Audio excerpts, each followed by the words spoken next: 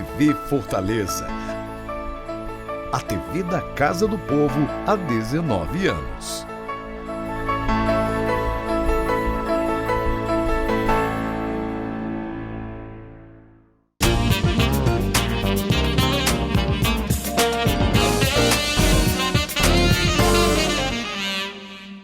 Seja muito bem-vindo, você que está ligado na programação da TV Fortaleza. Começa a partir de agora mais um programa É Direito. E hoje a nossa pauta se volta para falar sobre saúde, em alusão ao Dia Nacional de Combate ao Fumo. Recentemente em Fortaleza foi lançada uma campanha para exatamente conscientizar as pessoas sobre o uso do cigarro eletrônico. Essa campanha, organizada e desenvolvida pelo Ministério Público, foi desenvolvida pelo Ministério Público do Estado do Ceará.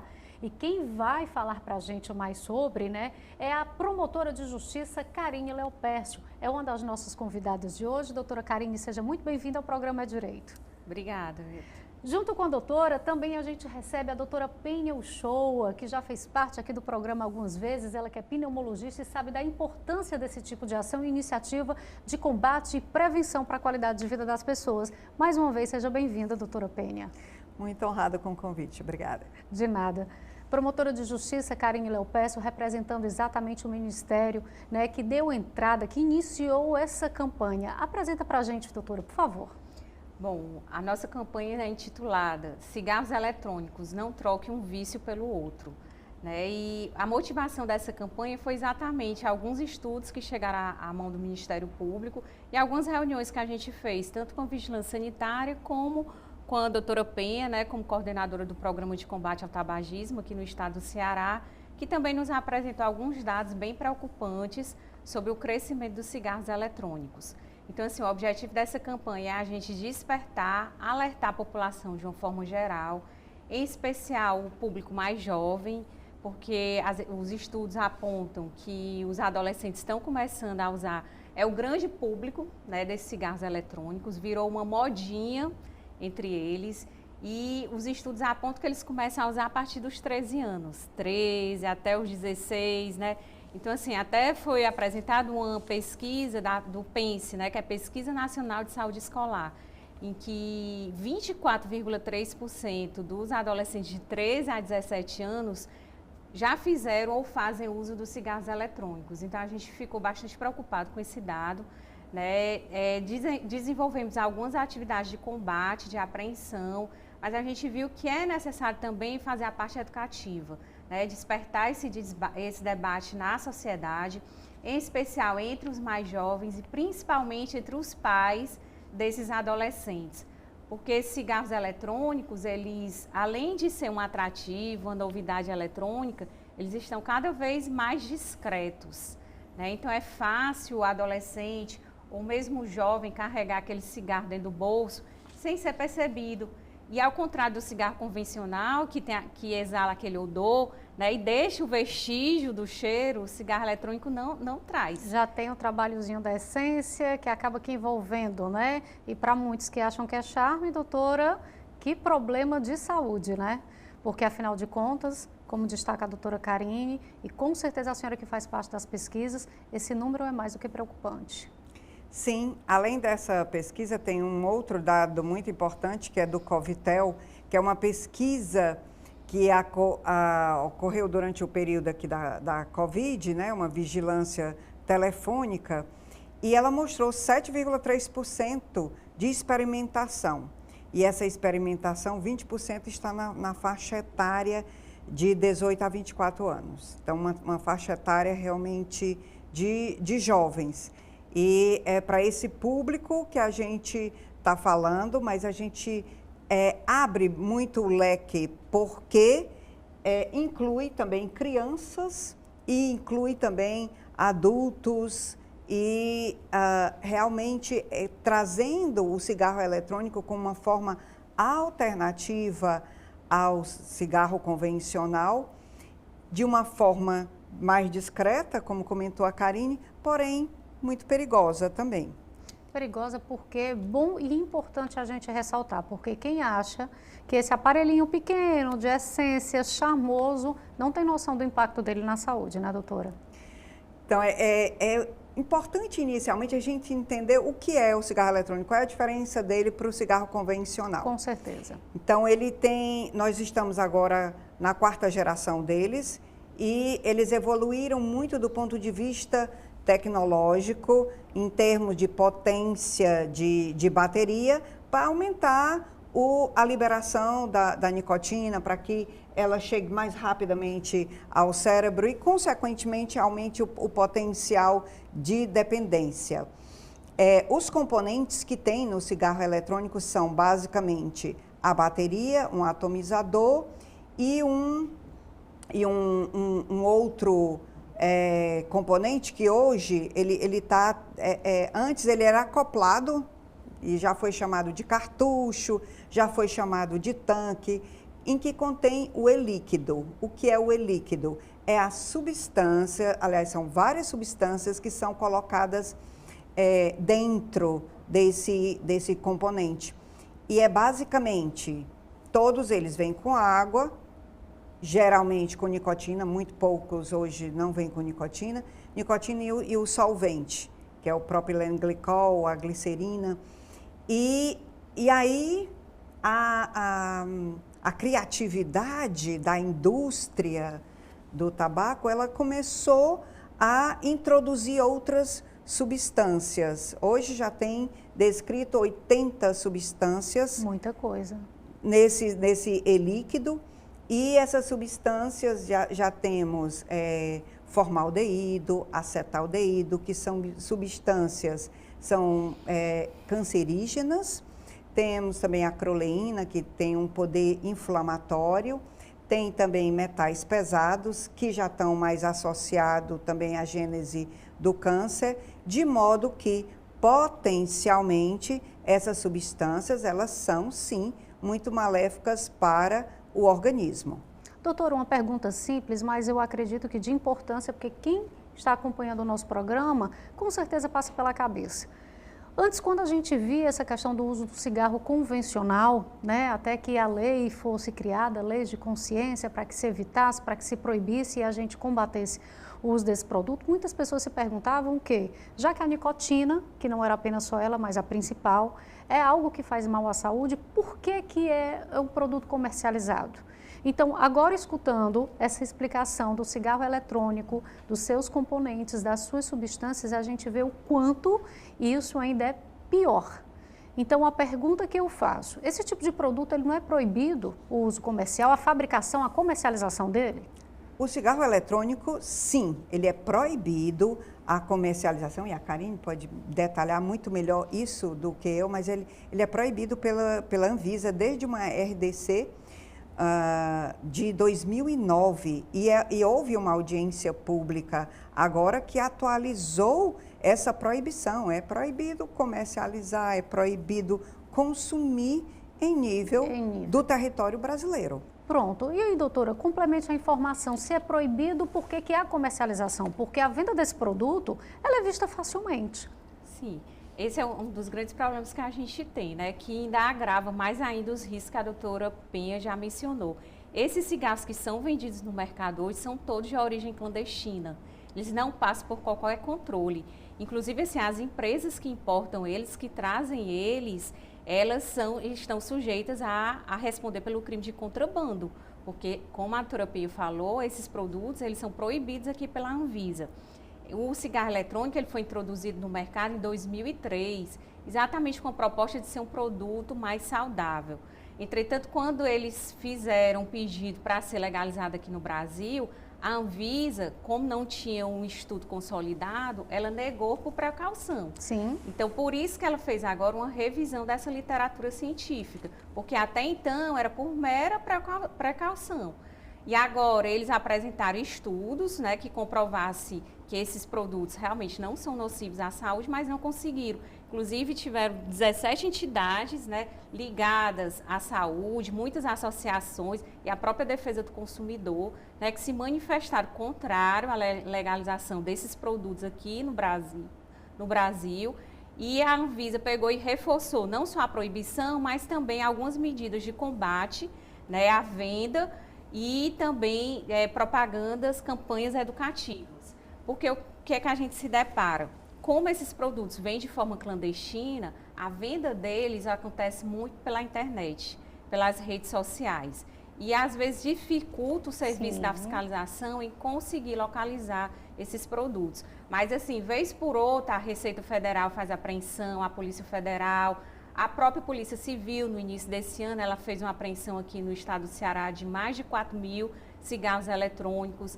Mas, apesar disso, a gente vê que ainda é usual essa compra, né? Essa venda dessas mercadorias. Então, por isso também que o Ministério Público resolveu, além de combater, de fazer essas operações de combate, de apreensão desses cigarros clandestinos, trazer essa campanha educativa, né, que vai trazer perguntas e respostas, assim, de forma bem simplificada, para que possa instruir, porque é impressionante como o cigarro eletrônico ele é aceito socialmente, né? Então, assim, às vezes a pessoa não sabe, não tem nem consciência do quanto ele é proibido.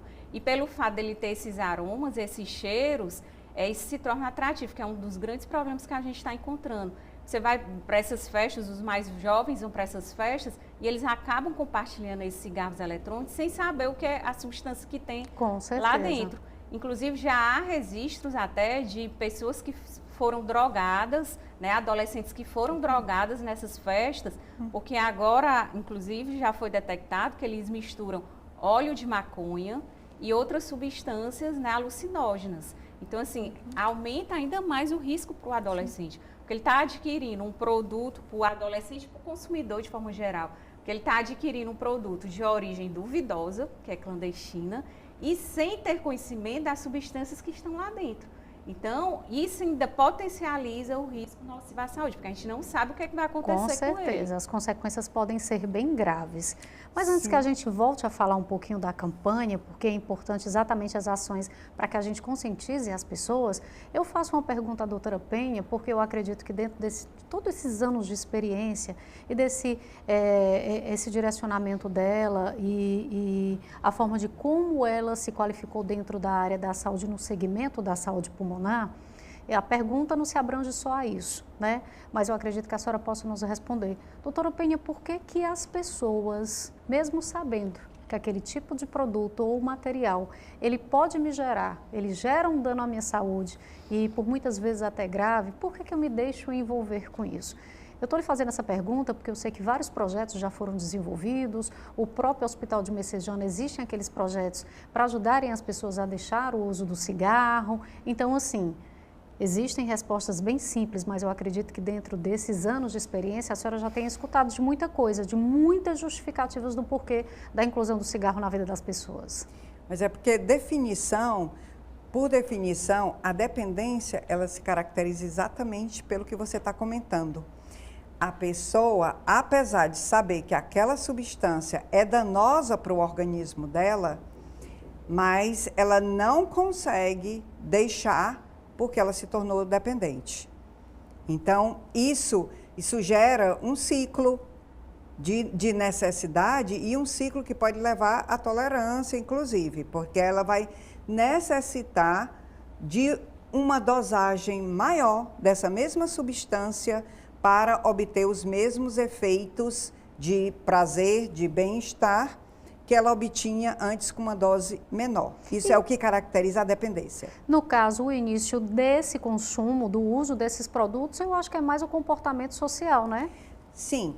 Aí vamos lá. O que é que leva as pessoas, especialmente jovens e crianças, a fumar? Seja o cigarro convencional, seja agora o cigarro eletrônico, que é o da moda.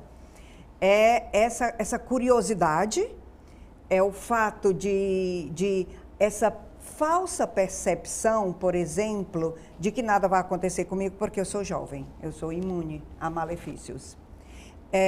E a falsa percepção de que o cigarro eletrônico não seja maléfico para o organismo também. Além disso, a indústria do tabaco ela é bem inteligente também, porque ela quer repor o mercado que ela perdeu. Sim. Ela perdeu porque o adulto, ele está parando de fumar Isso a gente tem, essas taxas no Brasil são bem evidentes, só para vocês terem noção.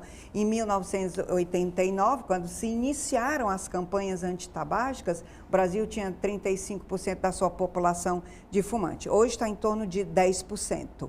Que redução? Então, houve uma redução realmente significativa da prevalência tabágica. E o que acontece? Além disso, apareceram, modificaram também os modelos, as cores, e especialmente as formas alternativas. Hoje, um cigarro eletrônico, ele já passou por vários modelos. Um modelo de pendrive, um modelo que inicialmente similava muito ao cigarro, já passou pelo modelo de pendrive, passou pelo modelo parecido com um tanquezinho. E hoje é um modelo assim, muito parecido com qualquer dispositivo eletrônico de um adolescente. É bem fino e ele pode ser, inclusive, carregado com USB. Então, está muito atual, está muito moderno.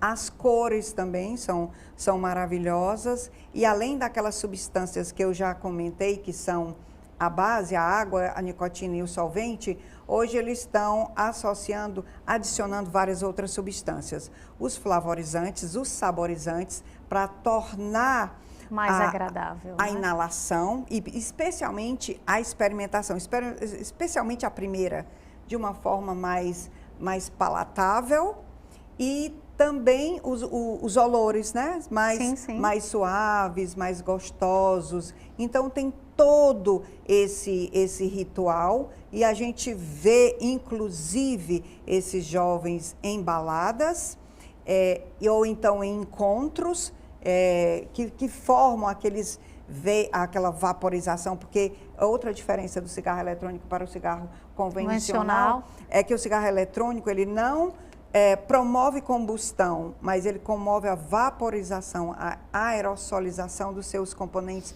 formando aquela fumaça de aerossol, enquanto que o cigarro é combustão, né? Aquela fumaça é gerada pela combustão dos seus componentes. Só para a gente finalizar e que eu não perca a deixa.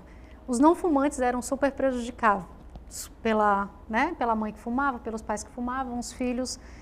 Quanto à saúde, a gente sabia desse prejuízo. Hoje, com cigarro eletrônico, também há esse prejuízo? Sim, é um importante fator de poluição tabágica ambiental, especialmente domiciliar, e que leva a risco também para a pessoa, para o tabagista passivo.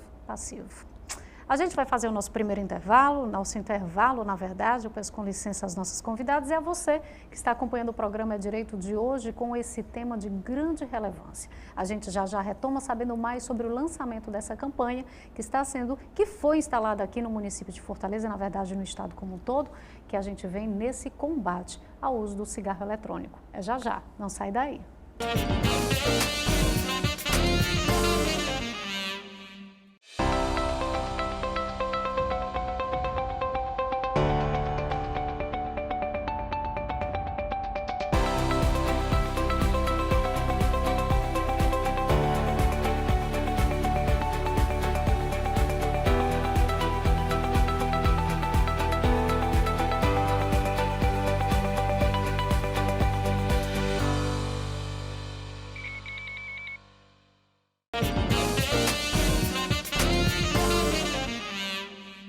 Estamos de volta, o programa É Direito de hoje falando sobre saúde, na verdade, focando na prevenção.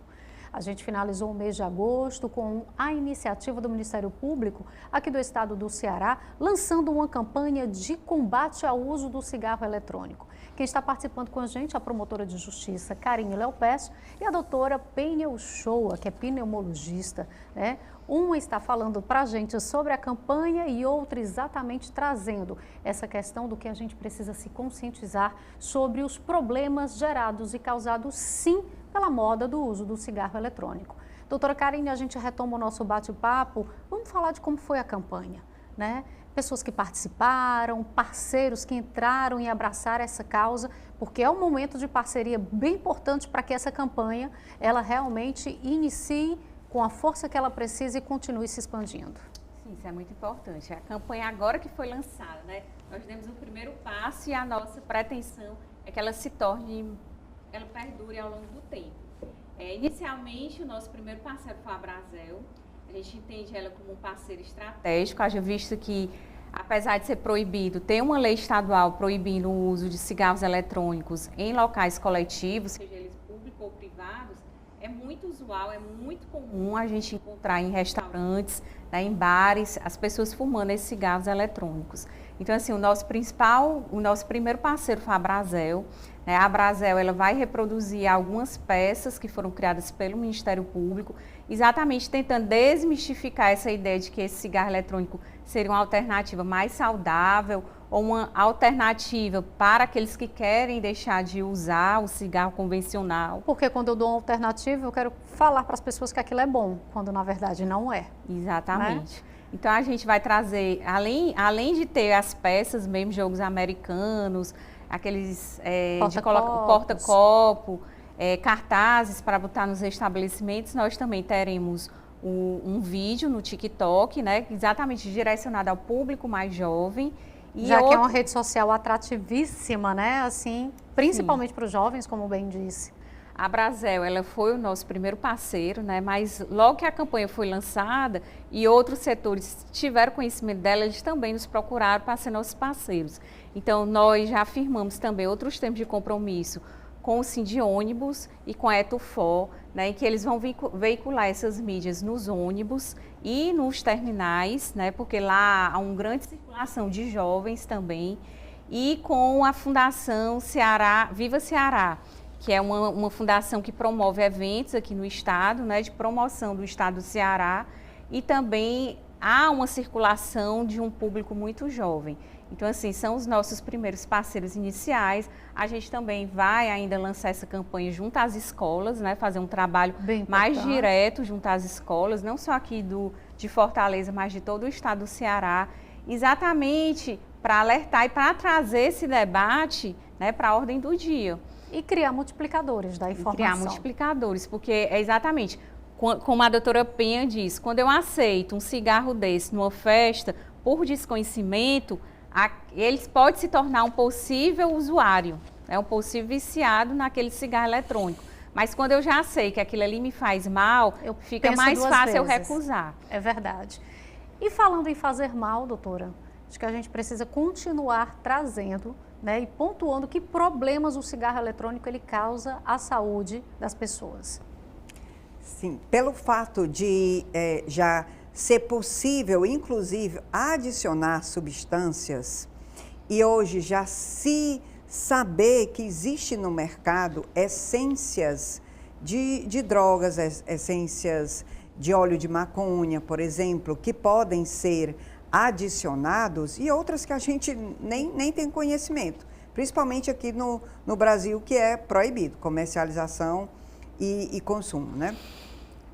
Então, o leque de possibilidades de malefícios, ele aumentou cada vez mais.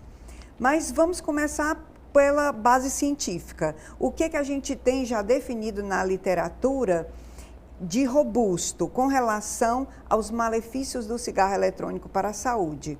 Então, de forma aguda, está muito mais clara. A gente hoje já tem uma robustez da associação do cigarro eletrônico com várias lesões, explosão de bateria, com queimaduras, lesões de pele, a própria inalação aguda, que pode levar a problemas da via aérea superior, como tosse, dor de garganta, e problemas também da via aérea inferior. E isso pode ser tão grave que no início, aliás, no final dos anos 2019 até março de 2020, quando começou a pandemia da Covid, já tinha registrado, esse registro é americano, e já tinha 3.000 registros de adolescentes, de jovens, aliás, internados por uma insuficiência respiratória aguda, inclusive já com 64 óbitos, o que é uma coisa muito grave. Veja bem, Alarmante. esses jovens, eles eram completamente saudáveis antes. E o que estava associado a essa insuficiência respiratória aguda? É o uso de cigarro eletrônico anteriormente. E muitos deles também associado ao uso da associação de acetato de vitamina E e também do óleo de THC, que é um componente da maconha. Então, veja aí o risco. E vários relatos também de jovens em baladas que assim, não são usuários de droga e que utilizaram um cigarro eletrônico, algum amigo, vamos lá, experimenta, é gostoso, não sei o que lá. E aí, o jovem utilizou e começou a ter alteração comportamental, teve que ir para uma emergência e tinha droga, tinha componente de droga. Então, o risco, não só de uma forma aguda, mas de uma forma grave, de um adoecimento que pode ser fatal. Do ponto de vista em longo prazo, aí os estudos científicos ainda não existe uma robustez ainda com relação, porque não houve tempo. Sim. Porque o boom do uso do cigarro eletrônico ele aconteceu mais recentemente. Ele está comercializado desde 2003, mas o auge da comercialização passou a partir de 2010, então não houve tempo ainda, porque essas doenças crônicas, como o enfisema, o câncer de pulmão, ela leva tempo para se desenvolver. Mas como já foram detectadas substâncias que, além de características inflamatórias, têm características cancerígenas, então o potencial de adoecimento dessas pessoas que estão usando o cigarro eletrônico hoje, no futuro, é muito grande. Com também. certeza, esse impacto a longo prazo a gente ainda vai pagar muito por conta disso, né? Doutora, e hoje dentro, né, dessa realidade estatística, que tipo de tratamento aquelas pessoas, principalmente os jovens, né, que já se viciaram nessa prática do uso do cigarro eletrônico, que alternativa é feita e é ofertada para que se libertem? Então, tanto o tabagismo convencional como o do cigarro eletrônico, ele passa pelo mesmo processo de tratamento. Hoje, o tratamento que a gente oferece, que como a gente tem uma grande experiência no programa de controle de tabagismo do Hospital de Messejana, ele é baseado nos guidelines, tanto nacionais quanto internacionais, e envolve a dependência como um todo. Tanto a sua característica física, como a sua característica também de comportamento, porque ao longo dos anos, o tabagista, ele faz vários elos com o cigarro. Eu estou triste, é igual a fumar. Eu estou alegre, é igual a fumar. Eu vou tomar um café, é igual a fumar. Eu vou beber, é igual a fumar. Então, há uma relação, há um casamento com o cigarro, como eu digo, que é muito forte, do amanhecer até verdade, viu, doutora? Anoitecer, até ao dormir, é uma relação, é um elo muito grande. Então, esses elos, eles precisam ser cortados durante o processo do tratamento. E, além disso, hoje também a gente tem um tratamento para alívio da síndrome de abstinência, que é o grande terror, né? Quando você vai entrevistar um paciente para parar de fumar, ele morre de medo de parar. Mas, doutora, como é que vai ser minha vida? Como é que vai ser meu mundo a partir de amanhã? Sem o meu melhor amigo, né? Sem o cigarro, né? Que vai estar ali me acompanhando. Ele é meu companheiro, o cigarro, né? As pessoas dizem isso. Né? Quem alivia meu estresse do trabalho, dos conflitos, é ele. E aí, além disso, tem a vontade, doutor. Eu tenho fissura, eu tenho vontade mesmo de fumar. Né? Então, a gente alia tanto a questão comportamental ao tratamento medicamentoso para aliviar a síndrome de abstinência, tornando o parar de fumar hoje possível, não só possível, factível mesmo, né? No dia a dia dessas pessoas.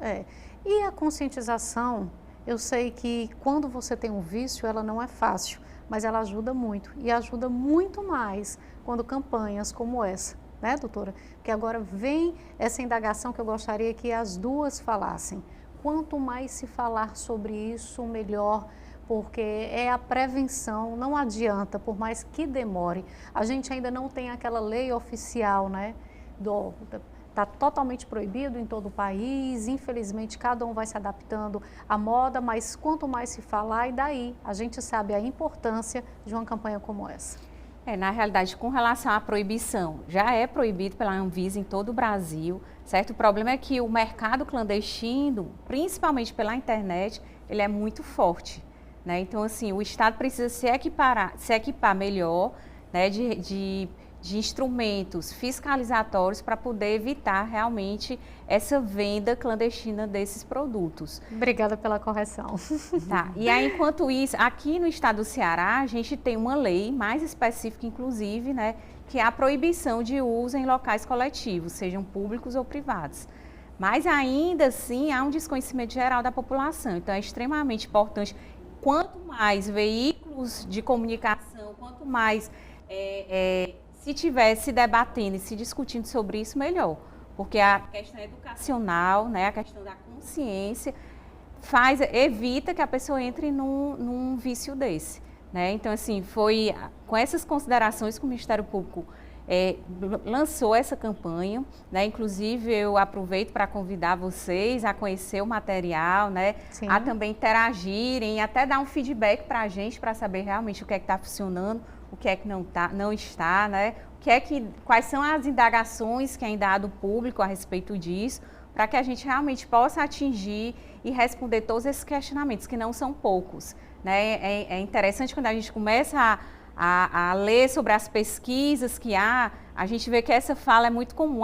Eu comecei a usar porque eu não sabia que me faria tão mal. Sim, sim. Né? Eu achei divertido, eu achei gostoso o sabor, e aí foi ficando cada vez mais viciado. Porque, como a doutora Penha disse, se o cigarro convencional ele já gera essa necessidade toda hora, tá dando um trago, no cigarro eletrônico, nos vapes, é muito mais fácil isso aí, porque ele não exala aquele cheiro, ele não deixa vestígios. Doutora Penha, como eu disse, a gente está chegando ao finalzinho, mas eu não posso deixar de encerrar. A gente mostra, né, a importância dessa campanha que começa a trabalhar essa conscientização, esse combate, essa prevenção. E a senhora que representa todos esses profissionais da área da saúde, que são a linha de frente do cuidado, do tratamento, dessas consequências e problemáticas geradas pela questão do fumo, também agradece, né, doutora? Sem dúvida. Quando a gente tomou conhecimento que o Ministério Público do Ceará estava com essa pauta, logo nos agregamos, entrei em contato com a Secretaria Estadual de Saúde, porque, inclusive, eu tenho depoimentos pessoais, né? Eu ando direto com essa lei estadual, porque quando a gente vai abordar algumas pessoas e pelo desconhecimento elas estarem fumando em público, em ambiente público, inclusive fechado, né? Eu já me mostre por que é proibido. Está aqui a lei. Ei, doutora, está parecendo carteirada, né? Está aqui, olha, justificado. Né? Aí eu mostro logo como é a abordagem para a gente mais nova, mostro logo aqui no celular. Mas a ideia, só interrompendo um pouco, doutora Penha, é que mais pessoas tenham essa atitude, né? Tá entendendo? É verdade. Porque o uso dele estar fumando num restaurante ou num bar, ou num local fechado, ele está gerando risco e prejuízo para uma série de outras pessoas que também estão ali. Então, essa é a postura correta. E essa abordagem pode até incomodar, mas depois ele vai ver o quanto é importante. Sim, com certeza. Exato. E o que eu quero chamar a atenção com isso também é que, além do risco individual, a importância da conscientização é para o risco também coletivo, o risco de saúde pública. Não podemos permitir que a indústria do tabaco, através do cigarro eletrônico, ela normalize o tabagismo. Verdade. Essa história a gente já conhece, basta, com os cigarros light, então basta para nós. E esse risco, inclusive, não é uma opinião de um profissional de saúde, é um risco que existe dados, inclusive dados americanos, que mostram que 53% da população americana que fuma cigarro eletrônico, ela fuma também cigarro convencional. Olha aí, que perigo, o risco do dualismo, ou seja, fuma o cigarro eletrônico e fuma o cigarro convencional associado. O que chama a atenção para isso? É aquela pessoa que tenta parar de fumar, usa o seu cigarro convencional, tenta parar de fumar com cigarro eletrônico, não consegue, fica fumando, fica dependente dos dois. Ou aquela situação também que ele tenta parar o cigarro convencional, consegue parar o cigarro convencional, mas continua fumando o cigarro eletrônico. Ou seja, trocando 6 por meia dúzia. Então, essa questão dos riscos individuais e especialmente os riscos para a saúde pública é que nos move a estar aqui, não só no dia 29 da campanha, mas no dia a dia, nessa lida dessa conscientização dos malefícios e agora com essa alternativa como de fumar, que é o cigarro eletrônico, de dizer para todo mundo que cigarro eletrônico é cigarro, sim, e é malefício para a saúde. E que a gente traga e abrace essa campanha porque faz parte dela. Eu, você e todos aqueles que tiverem essa consciência, a saúde agradece. Muitíssimo obrigada. Foi um prazer mais uma vez, doutora Penha, conversar com a senhora e aprender. Né? Obrigada por todo o trabalho em relação a essa questão da luta mesmo pela saúde, né, das pessoas, da importância que tem a unidade do Hospital de Messejana, de todos os projetos e tratamentos. Doutora Karine, obrigada também. Primeira vez que a gente está tendo a honra de recebê-la aqui no programa Direito, que seja realmente só a primeira, tá? O convite fica aberto para muitas e que a gente tenha outra oportunidade, quem sabe, de mais à frente retornarmos aqui para falar do boom da campanha, de novos parceiros, de novos projetos que se engajaram ou que nasceram através dessa iniciativa. Então, obrigada por essa iniciativa a todo o Ministério Público e todos vocês que levantaram essa bandeira. Todo mundo agradece. Foi um prazer recebê-las. Obrigada também. E a gente vai ficando por aqui. Você também que acompanhou o programa Direito de hoje, nesse excelente bate-papo de trabalho, saúde, conscientização, de informação. Quanto mais saber, melhor. Então, eu concluo, como sempre costumo dizer, é importante a gente saber disso, porque se é direito, você deve cobrar. Até o nosso próximo encontro.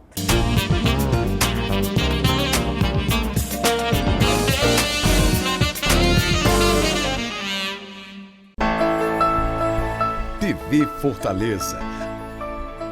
A TV da Casa do Povo há 19 anos.